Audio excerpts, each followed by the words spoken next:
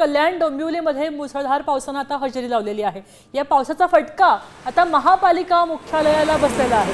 कल्याण डोंबिवली महापालिका केडीएमसी आपण ज्याला म्हणतो त्याच्या मुख्यालयाच्या टेरेसवर सुद्धा पाणी थेट आयुक्तांच्या दालनामध्ये शिरतंय।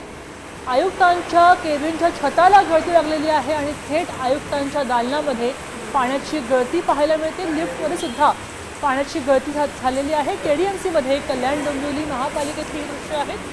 शासकीय इमारतीमध्ये सुद्धा पाण्याला गळती लागल्याचं पाहायला मिळतंय।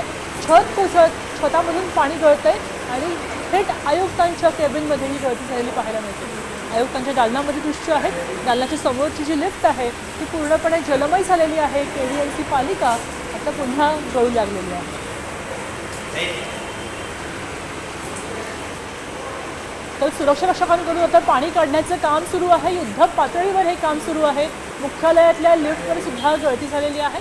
सुरक्षेच्या कारणास्तव लिफ्ट सेवा सुद्धा आता बंद केलेली आहे। आपण पाहू शकतोय की लिफ्ट सेवा बंद केलेली आहे कारण मोठ्या प्रमाणावर या एकाच पावसात